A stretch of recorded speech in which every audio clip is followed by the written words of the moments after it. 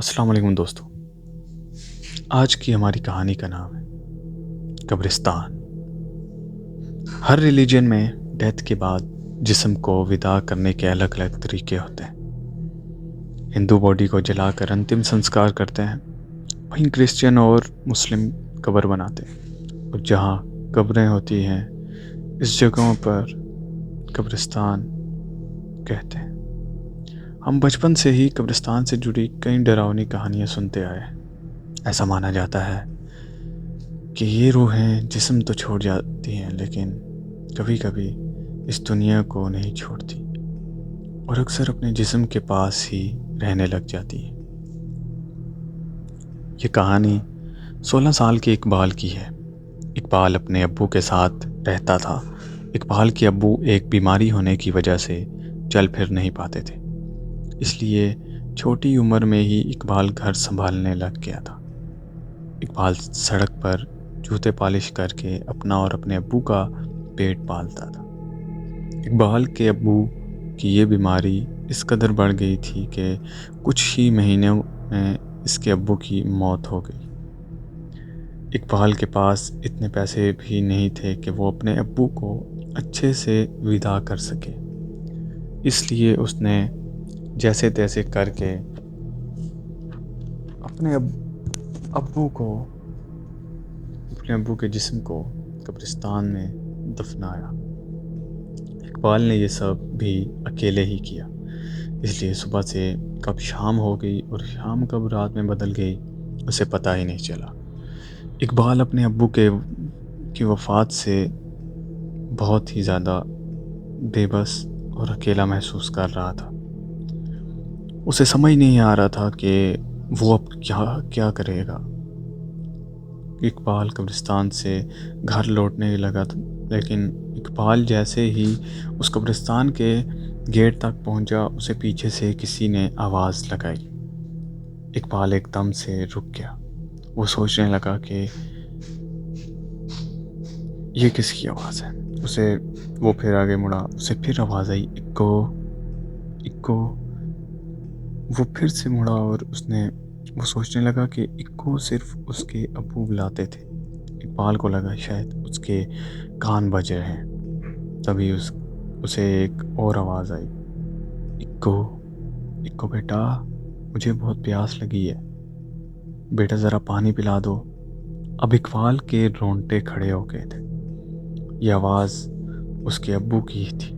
वो पीछे मुड़ा और ज़ोर ज़ोर से चिल्लाया, अब्बू अब्बू। और इसके सामने बस एक खामोश कब्र थी और कुछ नहीं। इकबाल फिर से चिल्लाया, अब्बू अब्बू, क्या आप मुझे सुन सकते हैं? पर सामने से कोई आवाज़ नहीं आई। इकबाल को लगने लगा था कि शायद उसे अपने अब्बू की कुछ ज़्यादा ही याद आ रही है और अब्बू की आवाज़ बस उसके ख़याल है और कुछ नहीं। वो मन पक्का करके जैसे ही वापस जाने के लिए मुड़ा तो वो दंग रह गया। कब्रिस्तान से बाहर जाने वाला गेट लोहे वाला जो था, जो चंद लम्हे पहले तक खुला हुआ था, वो अचानक बंद हो गया था। शायद उस पर कोई ताला डाल कर चला गया था।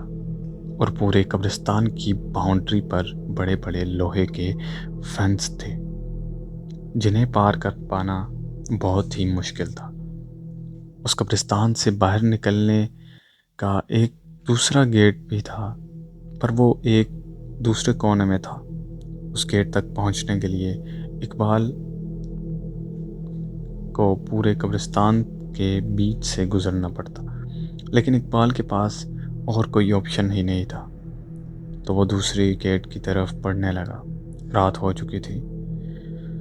उसे कब्रिस्तान में तेज़ हवा और एक बेजान खामोशी के अलावा और कुछ भी नहीं था।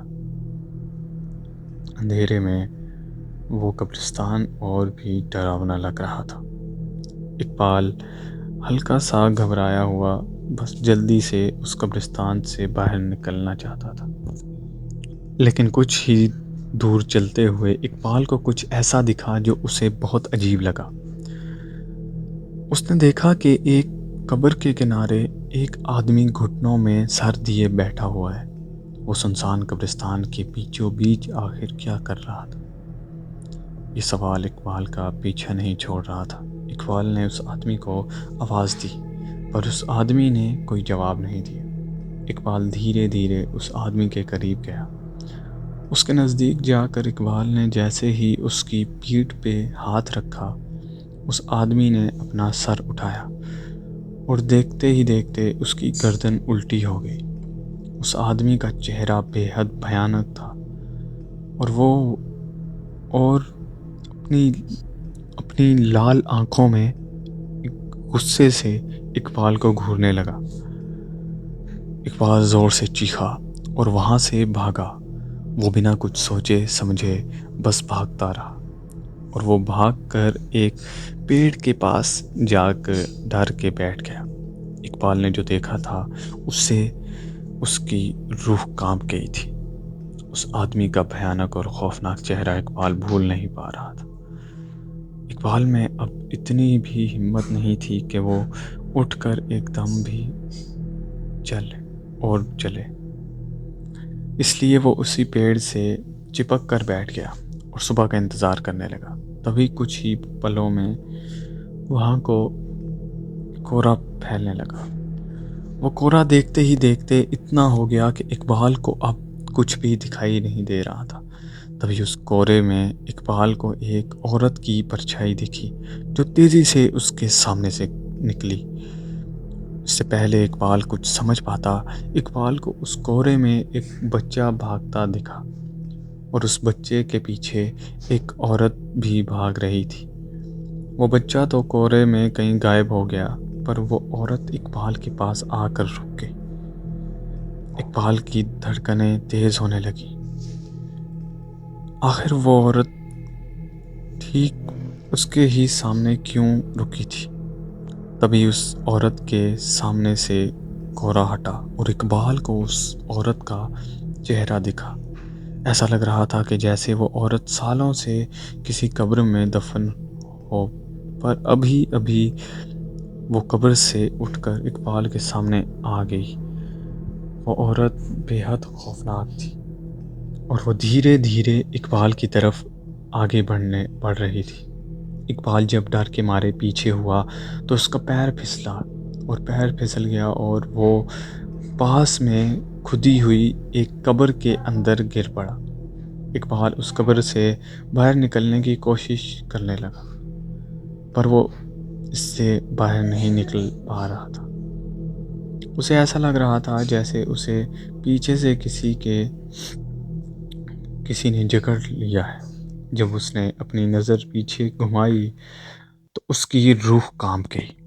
उसे वही डरावनी भयानक औरत दिखी। उस औरत ने इकबाल का गला पकड़ लिया और इकबाल उस कब्र में नीचे धंसता चला जा रहा था। धीरे धीरे इकबाल की आंखें भी बंद होने लगी थी कि तभी अचानक से एक हवा का झोंका आया और इकबाल को ऐसा लगा जैसे किसी ने उसका हाथ पकड़कर इकबाल को ऊपर उठाया हुआ है। इकबाल उस सहारे से ऊपर तो आ गया, लेकिन दूर दूर तक वहाँ कोई भी नहीं था और इकबाल उस कब्र से बाहर निकलते ही फ़ौरन उस गेट की तरफ दौड़ा और वहाँ से बाहर निकल गया। बाहर निकलकर इकबाल की आंखों में आंसू आ गए, क्योंकि उसे समझ आ गया था कि जो सहारा उससे अपने हाथों पर महसूस हुआ था वो और कोई नहीं बल्कि उसके अब्बू ही थे। उसके अब्बू ने ही शायद उसकी जान बचाई थी। उस रात के बाद इकबाल को समझ आ गया कि आपसे प्यार करने वाले लोग किसी भी वजह से आपसे दूर हो जाएं, तब भी वो हमेशा आपका ख्याल करते हैं। तो दोस्तों, ये थी हमारी कहानी। कैसी लगी आपको?